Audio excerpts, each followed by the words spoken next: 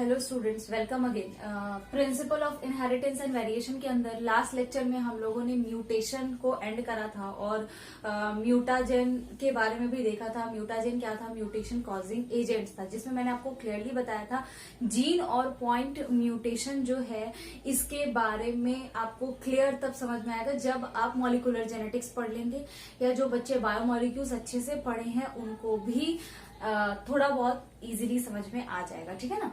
अब नेक्स्ट हम देखते हैं सेक्स डिटर्मिनेशन, मतलब हम कैसे पता करेंगे कि ये मेल है या फीमेल है। ठीक है ना। So establishment of maleness and femaleness on different basis, अलग अलग बेसिस पे ये पता करना कि मेल है या फीमेल है अलग अलग ऑर्गेनिज्म में, इसे ही हम बोलते हैं सेक्स डिटर्मिनेशन। ठीक है ना। तो इसके लिए अलग अलग बेसिस है। जो सबसे पहला हम बेसिस 1 ले रहे हैं। बेसिस 1 में हम ले रहे हैं XX एंड XY टाइप। ये ल्यूगेरियस टाइप है। इसमें क्या होता है, जैसे इसमें सबसे पहले हम ले रहे हैं XX अगर है तो इसके ये रिप्रेजेंट कर रहा है किसको? फीमेल को। एंड XY है तो ये किसको रिप्रेजेंट कर रहा है? मेल टाइप को। ठीक है। एग्जाम्पल, ये इस तरह का डिटर्मिनेशन किसमें होता है? ह्यूमन के केस में। प्लांट्स में भी होता है। प्लांट में किस में होता है? तो नाम यहाँ पे मैंने दिया है कॉकनिया मिलेंड्रियम। इनमें क्या होता है? इस तरह से आप सेक्स को डिटरमाइन कर सकते हो। मेल जो होता है इस केस में आपको हेट्रोगैमेटिक मिलेगा। देख ही रहे हैं आप, एक्स एंड वाई दो अलग अलग तरह के गैमेट होंगे। एंड फीमेल कैसी होगी? होमोगैमेटिक होगी, only one type of gamete. ठीक है। तो ये हमारा सेक्स डिटर्मिनेशन का पहला बेसिस है, XX एंड XY टाइप, जिसे हम बोल रहे हैं ल्यूगेरियस टाइप। समझ में आई बात बच्चों? तो आप इसको नोट डाउन करिए। फिर हम सेक्स डिटर्मिनेशन का बेसिस नेक्स्ट बेसिस 1 का बेसिस 2, 3, 4 इस तरह से बड़े सारे बेसिस देखते हैं सेक्स डिटर्मिनेशन के। तो पहले आप इसको नोट डाउन कर लीजिए। सो स्टूडेंट, नेक्स्ट हम बेसिस 1 के अंदर ही दूसरा टाइप देख रहे हैं। दूसरा है यहाँ पे XX, इसे ZZ लिखते हैं। ये किसको डिनोट कर रहा है? मेल को। और XY यानी ZW किसको डिनोट कर रहा है? फीमेल को। यहाँ पे उल्टा है, जो ह्यूमंस में होता है उसके ठीक अपोजिट। यहाँ पे XX यानी होमोगैमेटिक जो है ZZ वो किसको डिनोट कर रहा है? मेल को। और हेट्रोगैमेटिक जो है ZW वो किसको डिनोट कर रहा है? फीमेल टाइप को। ठीक है ना। ये होता किसमें है? बर्ड्स में आपको देखने को मिलेगा, रेप्टाइल्स में, बटरफ्लाई में, फिशेस में। इन सब में आपको क्या देखने को मिलेगा? इस तरह का अरेंजमेंट देखने को मिलेगा, टाइप मिलेगा। और यहाँ पे प्लांट्स में फ्रेगेरिया एग्जाम्पल हो जाएगा। यहाँ पे होगा क्या? जो मेल होते हैं वो होमोगैमेटिक होते हैं और फीमेल जो होती है वो हेट्रोगैमेटिक होती है। ठीक है ना। ये बहुत ही इंपॉर्टेंट है, इससे डायरेक्ट क्वेश्चन रहता है। फिर हम नेक्स्ट क्या देख रहे हैं? इसी में तीसरा देख रहे हैं। अगेन वही XX किसको डिनोट कर रहा है? फीमेल को। और X0 किसको डिनोट कर रहा है? मेल टाइप को। इसे हम प्रोटेनर टाइप बोलते हैं। यहाँ पे देखिए तो Y क्रोमोसोम है ही नहीं। ठीक है ना। ये आपको किसमें मिलेगा? स्कैरिस, ग्रासहॉपर, कॉकरोच, इन सब में आपको इस तरह का टाइप देखने को मिलेगा। कौन सा टाइप? प्रोटेनर टाइप। प्लांट में वेलिशनेरिया, डायोस्कोरिया उसमें देखने को मिलेगा। मेल यहाँ क्या होंगे? हेट्रोगैमेटिक, अगेन X और नॉट। और फीमेल क्या होंगी? होमोगैमेटिक। क्लियर? तो ये बेसिस 1 का टाइप है, बेसिस 1 टाइप है सेक्स डिटर्मिनेशन का, जिसमें XX और XY इसके इस तरह के टाइप को लेकर के हम कंसिडर करते हैं मेलनेस और फीमेलनेस। ठीक है। तो आप इसको नोट डाउन कर लीजिए। फिर हम बेसिस 2 देखते हैं मेल और फीमेल को डिटरमाइन करने का। पहले आप इसको लिख लीजिए। सो स्टूडेंट, सेक्स डिटर्मिनेशन का हम बेसिस 2 अब देख रहे हैं। जो बेसिस 2 है ये इन्वायरमेंटल या ऑटोजोम के बेसिस पे है। ठीक है ना। इसमें क्या है? जैसे हम फॉर एग्जांपल ले रहे हैं बोर्नेलिया या क्रैबिट्यूला। बोर्नेलिया सी वर्म और ये सी मोलस्का। इसमें मेल और फीमेल को पहचानने का तरीका ये है कि जो मेल है अगर लार्वा है तो ग्रो कर रहा है एडल्ट फीमेल के साथ, लेकिन अगर फीमेल होगी तो वो अकेले ग्रो करेगी। ठीक है ना। तो ये पहचानने का तरीका है इन दोनों में। उसी तरह अगर हम बात करें क्रोकोडाइल, तो अगर मेल क्रोकोडाइल होगा तो वो हाई टेम्परेचर पे ग्रो करेगा और फीमेल होगी तो वो लो टेम्परेचर पे रहेगी। ठीक है ना। उसी तरह टर्टल की बात करें तो जो मेल होगा below 28 degree Celsius, 28 degree Celsius से नीचे रहेगा वो, और फीमेल जो होगी वो अबव 33 डिग्री सेल्सियस। उसी तरह मेड्यूसा यानी सी फिश की बात करें तो जो मेल होगा वो कोल्ड वाटर में रहेगा और जो फीमेल होगी वो वार्म वाटर में रहेगी, ठीक है ना। तो ये सारे जो है ये इन्वायरमेंट के बेसिस पे आप क्या कर सकते हो, पता कर सकते हो। जिस इन्वायरमेंट में, जिस हैबिटेट में वो रह रहे हैं, इस बेसिस पे आप क्लियर पता कर सकते हो कि मेल है या फीमेल है। फिर से समझा दे रहे हैं, जैसे सी वॉर्म और सी मोलस्का में अगर मेल होगा तो जो लार्वा होगा ग्रो किसके साथ करेगा, एडल्ट फीमेल के साथ। लेकिन अगर फीमेल होगी तो लार्वा ग्रो कैसे करेगा, अलोन, अकेले। क्रोकोडाइल जो है, अगर आपको क्रोकोडाइल हाई टेम्परेचर पे मिल रहा है यानी मेल है, लो टेम्परेचर पे मिल रहा है यानी फीमेल है। उसी तरह टर्टल अगर 28 डिग्री सेल्सियस से नीचे पे मिल रहा है तो मेल है, ज्यादा पे मिल रहा है 33 डिग्री सेल्सियस से ज्यादा पे मिल रहा है तो फीमेल है। एंड मेड्यूसा सी फिश की बात करें तो कोल्ड वाटर में अगर आपको सी फिश दिखे तो मेल, वार्म वाटर में दिखे तो फीमेल। तो ये सारे टेक्निक है जिससे आप पता कर सकते हो कि वो मेल है या फीमेल है। तो ये था बेसिस टू, इन्वायरमेंट के बेसिस पे। बेसिस 1 में एक्स एक्स एक्स वाई इसके बेसिस पे हम लोग देख रहे थे, बेसिस 2 में हम लोग इन्वायरमेंट के बेसिस पे देख रहे हैं। नेक्स्ट भी बेसिस है और भी जिसके थ्रू हम सेक्स डिटरमाइन कर सकते हैं, तो आप इसको नोट डाउन कर लीजिए। फिर नेक्स्ट बेसिस हम देखते हैं। सो स्टूडेंट, नेक्स्ट हम देख रहे हैं सेक्स डिटर्मिनेशन का बेसिस 3, जिसमें हम हैप्लोडिप्लॉइडी मेथड से पता कर सकते हैं कि मेल है या फीमेल है, यानी हैप्लॉइड है तो क्या है और डिप्लॉइड है तो क्या है। ये मेथड का यूज हम करते हैं हनी बी में मेल और फीमेल पता करने के लिए। जैसे फीमेल की बात करें तो हनी बी में जो फीमेल होती है वो 2n होती है और मेल में क्या होते हैं n, यानी फीमेल डिप्लॉइड होगी किस केस में, हनी बी के केस में, और मेल ऑलवेज क्या होगा, हैप्लॉइड होगा। ये जो सेक्शन है बच्चों, ये हमने रिप्रोडक्शन इन ऑर्गेनिज्म में भी डिटेल में पढ़ा है, एक बार हम फिर से देख लेते हैं। यहाँ पे क्या है, फीमेल 2n = 32 वर्कर भी हो सकती है और क्वीन भी हो सकती है। वर्कर जो बी होगी वो स्टेराइल होगी, क्वीन होगी जो फर्टाइल होगी, ठीक है। तो इसमें क्या होगा, मियोसिस होगा, मियोसिस से एग बनेगा, यानी n = कितना होगा, 16, क्योंकि 2n = 32 था। अब इसमें पार्थेनोजेनेसिस होता है तो क्या बनता है, मेल ड्रोन बनता है, विच इज n = 16। ये हमने पहले पढ़ा हुआ है, ठीक है ना। अब मेल में क्या है, ड्रोन है, जो कि पार्थेनोजेनेसिस से ही फॉर्म होता है। अब इस ड्रोन में हुआ माइटोसिस तो क्या बना, स्पर्म, n = क्या है, 16। माइटोसिस इक्वेशनल डिवीजन है तो जितना n पहले था उतना ही होगा, ठीक है। अब इसमें एग अगर फर्टिलाइजेशन हो गया इस स्पर्म के साथ तो फिर क्या बनता है, diploid, 2n = 32, which is again a female, which means worker या क्वीन। तो यहां समझना ये है कि हनी बी के केस में, यानी जो मेल ड्रोन होगा उसका कभी भी ना तो कोई फादर होगा ना ही उसका कोई सन हो सकता है। हाँ, लेकिन मेल ड्रोन का हो क्या सकता है, डॉटर हो सकती है, फिर ड्रोन की मदर हो सकती है, और मैटरनल ग्रैंडफादर और ग्रैंडसन हो सकते हैं। ये आपको याद रखना है, ठीक है।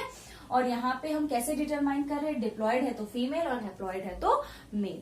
तो this is the technique, next technique जिससे आप डिटरमाइन कर सकते हो किसी भी ऑर्गेनिज्म, किसी भी ऑर्गेनिज्म, हनी बी के सेक्स को डिटरमाइन कर सकते हो, कौन मेल है और कौन फीमेल है। तो आप इसको नोट डाउन कर लीजिए और इस पॉइंट को जरूर लिख लीजिएगा कि male drone can not have father and son, but इसका और क्या क्या होगा, बट इसके पास ये फीमेल, इसकी मदर भी होगी और डॉटर भी होगी, and also maternal grand father and maternal grand son. तो इस पॉइंट को आप जरूर मेंशन करिएगा, हालांकि मैंने आपको ये पहले भी रिप्रोडक्शन ऑर्गेनिज्म में बताया हुआ है, आप इसको नोट डाउन कर लीजिए। फिर हम नेक्स्ट बेसिस यानी बेसिस 4 देखते हैं सेक्स डिटर्मिनेशन का। सो स्टूडेंट, नेक्स्ट बेसिस 4 में हम लोग कैसे डिफाइन करेंगे, तो सेक्स इंडेक्स रेशियो के थ्रू डिफाइन करेंगे किसी भी ऑर्गेनिज्म के मेलनेस और फीमेलनेस को, ठीक है ना। सेक्स इंडेक्स रेशियो क्या है, x/a, जहां x = total number of x chromosome and a is autosomal sex कितना है, ठीक है ना। फॉर एग्जाम्पल इन ड्रोसोफिला, ये हम ड्रोसोफिला में एक के लिए थ्योरी दिया गया था, किसने दिया था, ब्रेचेस ने दिया था, जेनिक बैलेंस थ्योरी। इसमें उन्होंने क्या बताया था कि in Drosophila Y chromosome does not contain gene for maleness, यानी Y जो क्रोमोसोम है वो मेलनेस का जीन है। जैसे इन जनरल क्या होता है, जो Y क्रोमोसोम जिसमें है हम लोग क्या समझते हैं वो मेल है, बट ड्रोसोफिला में Y क्रोमोसोम मेलनेस को कंटेन नहीं करता है, मेलनेस के लिए नहीं होता है, but have gene for fertility. लेकिन हाँ, फर्टिलिटी के लिए ये है। So sex is determined by sex index ratio. तो इनमें हम कैसे डिटरमाइन करेंगे सेक्स? सेक्स इंडेक्स रेशियो के थ्रू। तो आप इसको नोट डाउन कर लीजिए। फिर हम सेक्स इंडेक्स रेशियो अलग अलग ऑर्गेनिज्म का देखते हैं कैसे हम पता करेंगे कि कौन मेल है और कौन फीमेल। तो आप इसको पहले नोट डाउन कर लीजिए। So student, sex index ratio के बेसिस पे अगर हम देखें तो अगर सेक्स इंडेक्स रेशियो 0.5 है तो क्या होगा? वो मेल होगा। क्यों? क्योंकि जीनोटाइप उसका देखिए, ये तो ऑटोजोमल है और ये क्या है? ये आपका सेक्स क्रोमोसोम है। तो सेक्स क्रोमोसोम में एक्स और यहाँ वाई नहीं है, 0 है। तो मैंने आपको भी थोड़ी देर पहले बताया जेनिक ब्रिज थ्योरी जो था उसमें क्या बोला था कि वाई क्रोमोसोम अगर नहीं है, वाई क्रोमोसोम नहीं है तो वाई क्रोमोसोम मेलनेस को नहीं एक्सप्लेन करता है। वो क्या एक्सप्लेन करता है कि जो मेल है वो स्टेराइल है या फर्टाइल है। ठीक है ना? तो मेल तो है ये, बट कैसा है? स्टेराइल है। ठीक है? उसी तरह इसमें 2 टाइप है, एक फर्टाइल, अगर वाई होगा तो क्या होगा? फर्टाइल मेल होगा। क्लियर? फिर सेक्स इंडेक्स रेशियो 1.0, फीमेल अगर होगी तो उसका क्या होगा? 1.0, 2A प्लस XX होगा क्रोमोसोम। 1.5 तो सुपर या मेटा फीमेल हम बोल सकते हैं, 2A plus XXX। Greater than 0.5 तो सुपर या meta male, 3A plus XY। And अगर हम बात करें 0.5 से 1.0 के बीच में है अगर, तो ये इंटरसेक्स है, ना ही मेल ना ही फीमेल, इंटरसेक्स है, 3A प्लस XX नॉट इसका होगा। ठीक है ना? तो ये है आपका बेसिस 4 जिससे आप ड्रोसोफिला के अंदर पता कर सकते हो कि मेल है या फीमेल है। तो आप इसको नोट डाउन कर लीजिए। फिर हम नेक्स्ट बेसिस 5 देखते हैं सेक्स डिटर्मिनेशन का। सो स्टूडेंट, नेक्स्ट हम देख रहे हैं बेसिस 5। बेसिस 5 क्या है? बार बॉडी टेक्निक। बार बॉडी टेक्निक के थ्रू भी हम सेक्स को डिटरमाइन कर सकते हैं। अब बार बॉडी है क्या? तो number of bar body calculate करने के लिए total number of x chromosome जितना होगा -1 करना होगा। ठीक है? तो अब देखते हैं इसके बेसिस पे। जैसे अगर नॉर्मल मेल की बात करें, क्या होता है? 2A plus XY। तो इसमें एक्स कितना है? 1। तो एक्स क्रोमोसोम -1 अगर करेंगे तो कितना हो जाएगा? 0। ठीक है? तो अगर नंबर ऑफ बार बॉडी 0 है तो नॉर्मल मेल होगा। उसी तरह नॉर्मल फीमेल है तो 2A प्लस XX, यानी 2x है, -1 करेंगे तो 1 हो जाएगा। तो नंबर ऑफ बार बॉडी 1, यानी बार बॉडी अगर 1 है तो नॉर्मल फीमेल होगी। उसी तरह क्लीनेफेल्टर मेल है तो क्या होगा? 2A प्लस XXY, यानी यहाँ पे ट्राइसोमी एक्स का हुआ है ना, ये हम लोगों ने लास्ट लेक्चर में पढ़ा है, क्लीनेफेल्टर मेल। ठीक है? तो 2A प्लस XXY, तो यहाँ भी क्या है? 1 है, तो 1 है बार बॉडी, तो ये क्लीनेफेल्टर मेल भी हो सकता है और नॉर्मल फीमेल भी हो सकती है। वहां पे हमें देखना पड़ेगा जीनोटाइप कैसा है। ठीक है? उसी तरह टर्नर फीमेल की बात करें तो 2A प्लस X नॉट, यहाँ 0 हो जाएगा। एंड सुपर फीमेल की बात करें तो 3x होता है, तो 3 - 1 यानी 2, अगर 2 है number of bar body which means super female है। तो इसके थ्रू भी आप क्या कर सकते हो? सेक्स को डिटरमाइन कर सकते हो। तो ये सारे जो टेक्निक थे ये थे सेक्स डिटर्मिनेशन के। आप इसको नोट डाउन कर लीजिए। फिर हम नेक्स्ट पढ़ते हैं फ्री मार्टिन्स क्या होता है। सो स्टूडेंट, नेक्स्ट अब हम देखते हैं फ्री मार्टिन्स क्या होता है। कैटल में क्या होता है? Developing dizygotic twin female become sterile. क्या हो जाती है? जो डायजाइगोटिक ट्विन जो डेवलप कर रहा था उसकी जो फीमेल होती है वो क्या हो जाती है? स्टेराइल हो जाती है। उसी को हम क्या बोलते हैं? फ्री मार्टिन्स बोलते हैं। और ऐसा क्यों होता है? Due to separation of female hormone secretion and undeveloped reproductive organ, यानी फीमेल हार्मोन का सिक्रीशन उसमें सप्रेस हो जाता है और रिप्रोडक्टिव ऑर्गन डेवलप नहीं कर पाते, जिसके कारण ये स्टेराइल हो जाते हैं और इसे हम क्या बोलते हैं? फ्री मार्टिन्स बोलते हैं। ठीक है? अब हमें पढ़ना है जेनेटिक डिसऑर्डर्स। तो 2 तरह के जेनेटिक डिसऑर्डर्स हमें पढ़ना है। सबसे पहले हम देखेंगे मेंडेलियन डिसऑर्डर, जिसमें क्या होगा? It is due to involvement of single gene and follows Mendelism pattern of inheritance. Mendel के जो भी पैटर्न ऑफ इनहेरिटेंस हमने पढ़ा था उसी बेसिस पे इसमें क्या होगा? डिसऑर्डर्स होगा, यानी इसमें क्या होगा? सिंगल जीन का इन्वॉल्वमेंट होगा and Mendelian pattern of inheritance इसमें होगा। मेंडल ने जो भी लॉज दिए थे उसके अकॉर्डिंग जैसे इनहेरिटेंस हो रहा था उसी में वैसा ही इनहेरिटेंस इस डिसऑर्डर में हमें देखने को मिलेगा।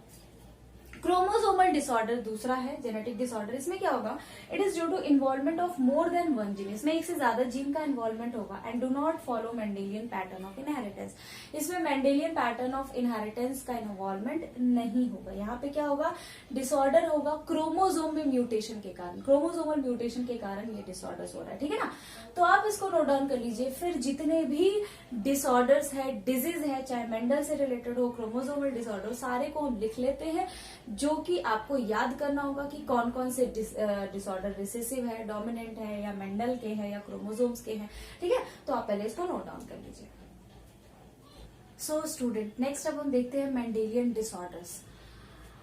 सबसे पहले हम देखेंगे मेंडेलियन में ऑटोसोमल रिसेसिव डिसऑर्डर को देखते हैं। सबसे पहले क्रोमोसोम नंबर 1 पे कौन सा डिसऑर्डर होता है, गाउचर्स डिजीज, जिसमें क्या होता है, lack of enzyme in fat metabolism. इसमें कौन सा एंजाइम, ग्लूकोसेरेब्रोसाइडेज, इसके कमी के कारण क्या होता है, फैट का मेटाबॉलिज्म नहीं हो पाता है, जिससे गाउचर्स डिजीज होता है, ठीक है ना। फिर क्रोमोसोम नंबर 11 पे क्या क्या होता है, sickle cell anaemia, albinism, sickle cell anaemia हम लोग पहले पढ़ चुके हैं। एल्बिनिज्म में क्या होगा, टायरोसिनेज एंजाइम की कमी होगी, जिसके कारण इसका मेटाबॉलिज्म ठीक से नहीं हो पाएगा। फिर थैलेसेमिया, इसमें क्या होता है, reduced synthesis of beta chain of haemoglobin, haemoglobin का जो बीटा चेन है उसका सिंथेसिस क्या हो जाता है, कम हो जाता है, जिससे थैलेसेमिया होता है। और एक चीज और याद रखना, जीन फॉर अल्फा थैलेसेमिया, यहाँ बीटा थैलेसेमिया है, अगर अल्फा थैलेसेमिया होगा तो इसका जीन कौन से क्रोमोसोम पे होगा, 16 पे, ठीक है। फिर आते हैं क्रोमोसोम नंबर 12, इस पे क्या हो रहा है, फिनाइल कीटोनूरिया, फिनाइल पायरुविक इडियोसी, इसमें इडियट लाइक बिहेवियर होता है। इसमें होता क्या है, lack of enzyme phenylalanine hydroxylase, इस एंजाइम की कमी के कारण क्या होता है, इडियट लाइक बिहेवियर हो जाता है, और उसे हम क्या बोल रहे हैं, फिनाइल कीटोनूरिया, जो कि क्रोमोसोम नंबर 12 पे लोकेटेड है, ठीक है ना। तो ये सारे के सारे जो अभी हम लोग पढ़ रहे हैं, ये ऑटोसोमल रिसेसिव है, याद रखिएगा, बहुत जरूरी होता है, ऑटोसोमल रिसेसिव डिसऑर्डर है, मेंडेलियन डिसऑर्डर, ठीक है। आप इसको नोट डाउन करिए। फिर कुछ और भी ऑटोसोमल रिसेसिव है जिन्हें हमको पढ़ना है, पहले आप इसको लिख लीजिए। So student, next Mendelian disorder में, ऑटोसोमल रिसेसिव में हम देख रहे हैं क्रोमोसोम 15 पे कौन सा डिसऑर्डर होगा, टे सैक्स डिजीज।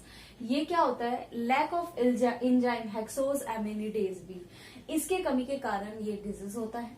उसी तरह क्रोमोसोम नंबर 7 पे कौन सा, सिस्टिक फिब्रोसिस, यानी सिस्ट का फॉर्मेशन हो जाता है, किसमें, पैनक्रियाज और लीवर में, इस केस में। फिर 19 में क्या हो जाएगा, 19 और 21, जैसा कि आप देख रहे हैं, अल्जाइमर्स डिजीज और एल्केप्टोनूरिया, ये दोनों डिजीज होंगे। अल्जाइमर डिजीज में क्या होता है, एक्यूमुलेशन होता है बीटा अमीलॉइड प्रोटीन का ब्रेन में, ठीक है ना। और एल्केप्टोनूरिया में क्या होगा, ब्लैक यूरिन डिजीज है ये, जिसमें एंजाइम की कमी के कारण, इस एंजाइम की कमी के कारण क्या होगा, ये डिजीज होता है, ठीक है। तो ये जितने भी अभी तक हम लोगों ने पढ़े, ये सारे के सारे मेंडेलियन डिसऑर्डर्स हैं, जो आपको याद रहना चाहिए कि ऑटोसोमल रिसेसिव डिजीज कौन कौन सा है, कौन से क्रोमोसोम नंबर पे है, और क्या क्या होता है उसमें, कौन से एंजाइम की कमी के कारण होता है। ये सारा कुछ पॉइंट हमने यहाँ पे मेंशन कर दिया है। अब नेक्स्ट हम देखेंगे ऑटोसोमल डोमिनेंट मेंडेलियन डिसऑर्डर, ठीक है। तो आप इसको लिख लीजिए। सो स्टूडेंट, नेक्स्ट अब हम देख रहे हैं autosomal dominant trait disorder. Autosomal जो मेंडल का हम लोगों ने सबसे पहले ऑटोसोमल रिसेसिव डिसऑर्डर देखा, और फिर अब हम देख रहे हैं ऑटोसोमल डोमिनेंट डिसऑर्डर, ठीक है ना। जिसमें सबसे पहले आता है पॉलीडेक्टिली, हम लोगों ने पहले भी पढ़ा है, एक्स्ट्रा फिंगर, जो 6 फिंगर वाला केस था वो, उसे हम क्या बोलते हैं, पॉलीडेक्टिली। उसके बाद ब्रैकाइडेक्टिली, इसमें एक्सेसिव शॉर्ट फिंगर्स काफी ज्यादा छोटे होते हैं। मार्फेंस सिंड्रोम, फिर है ह्यूटिंगटन स्कोरिया, जो कि क्रोमोसोम नंबर 4 के कारण होता है, ये हम लोगों ने पहले भी देखा है क्यों होता है, ठीक है ना। पीटीसी टेस्टर, यानी टेस्टिंग एबिलिटी ऑफ फिनाइल थियोकार्बामाइड, ठीक है। फिर एकोंड्रोप्लासिया, ये जो डिसऑर्डर है, इसमें क्या होता है, reduction in size of limb of one side, एक साइड के लिम्ब में क्या होता है, साइज थोड़ा छोटा होता है। फिर टंग रोलर, जो टंग को रोल कर सकते हैं। फ्री ईयरलोब, जिनके ईयरलोब्स क्या होते हैं, फ्री होते हैं। RH फैक्टर, इसके बारे में आगे हम लोग पढ़ेंगे। मायोटोनिक डिस्ट्रॉफी, यानी adult form of muscular dystrophy, इसमें मसल्स में क्या होता है, डिटोरिएशन होता है, एडल्ट के अंदर होता है ये। तो ये सारे जो है ये क्या है, ऑटोजोमल डोमिनेंट डिसऑर्डर है। आपको बस नाम याद रखना है, इससे ज्यादा इसे क्वेश्चन नहीं आता है। जितने भी नाम मैंने लिखवाया है, चाहे ऑटोजोमल रिसेसिव हो या ऑटोजोमल डोमिनेंट हो, ये सारे नाम आपको लर्न होने चाहिए, बिकॉज हम लोग जब पढ़ेंगे पेडिग्री एनालिसिस तो वहां ये काफी जरूरी होता है कि आपको पता हो कौन सा डोमिनेंट है और कौन सा रिसेसिव है, ठीक है ना। तो आप इसको नोट डाउन करिए। फिर अब हम लास्ट डिसऑर्डर्स देख लेते हैं, एक्स लिंक्ड रिसेसिव और x linked dominant disorder, not linked, x recessive और एक्स डोमिनेंट डिसऑर्डर देख लेते हैं। तो आप पहले इसको लिख लीजिए। So student, next and last disorders जो है, जो हमें याद करना है, which is x chromosomal recessive and x chromosomal dominant disorder. X chromosomal recessive में सबसे पहले आता है होमोफीलिया, ये हमने पहले भी देखा है, ठीक है। Red green colour blindness and muscular dystrophy. Muscular dystrophy अभी हम लोगों ने ऑटोजोमल डोमिनेंट में भी देखा, बट वहां जो मस्कुलर डिस्ट्रॉफी होगा वो एडल्ट में होगा, बट यहाँ जो मस्कुलर डिस्ट्रॉफी होगा ये अर्ली एज में होगा। इसमें क्या होता है, lack of protein dystrophin, dystrophin protein के कमी के कारण क्या होता है, मसल का डिटोरियोरेशन होने लगता है अर्ली एज में, ठीक है। तो इसे हम क्या बोलेंगे, मस्कुलर डिस्ट्रॉफी, जो कि एक्स क्रोमोसोमल रिसेसिव है, ये अर्ली एज में होता है, ठीक है। एडल्ट में जो होगा वो क्या होगा, ऑटोजोमल डोमिनेंट। फिर नेक्स्ट है लेस नियान सिंड्रोम। इसमें क्या होता है, lack of enzyme HGPRT। What is HGPRT? Hypoxanthine guanine phosphoribosyl transferase. इस एंजाइम की कमी के कारण ये सिंड्रोम होता है, ठीक है। नेक्स्ट है x chromosomal dominant. X chromosomal dominant की बात करें तो दो defective enamel of teeth and pseudo rickets, ये मैंने आपको पहले भी बताया है। तो ये सारे डिसऑर्डर्स थे जो आपको पता होने चाहिए, याद होने चाहिए, लर्न होने चाहिए कि कौन सा रिसेसिव है, कौन सा डोमिनेंट है, ठीक है। सारा का सारा डिसऑर्डर हमने देख लिया। यहाँ पे आपका जो चैप्टर का जितना इंपॉर्टेंट पॉइंट है सब खत्म होता है, ठीक है ना। नेक्स्ट लेक्चर, एक लेक्चर और है इसके बाद, जिसमें हम लोग प्रॉपर पढ़ेंगे पेडिग्री एनालिसिस। बहुत ही इंपॉर्टेंट है, बहुत सारे पेडिग्री एनालिसिस को हम लोग सॉल्व भी करेंगे। और पेडिग्री एनालिसिस सॉल्व करने के लिए आपको जितने डिसऑर्डर्स मैंने यहाँ पे बताया वो याद होना बहुत जरूरी है, अदरवाइज कोई भी क्वेश्चन पेडिग्री एनालिसिस का नहीं बन पाएगा, ठीक है ना। ये पता होना चाहिए कि कौन सा रिसेसिव है, कौन सा डोमिनेंट, कौन सा ऑटोजोमल रिसेसिव है, कौन सा एक्स क्रोमोसोमल या सेक्स क्रोमोसोमल रिसेसिव है, डोमिनेंट है, ठीक है। तो आप इसको नोट डाउन कर लीजिए। फिर हम लोग मिलते हैं नेक्स्ट लेक्चर में, और उस लेक्चर में हम लोग पढ़ेंगे पेडिग्री एनालिसिस, और उसके बाद हमारा जो चैप्टर है principle of inheritance and variation वो एंड हो जाएगा। Thank you.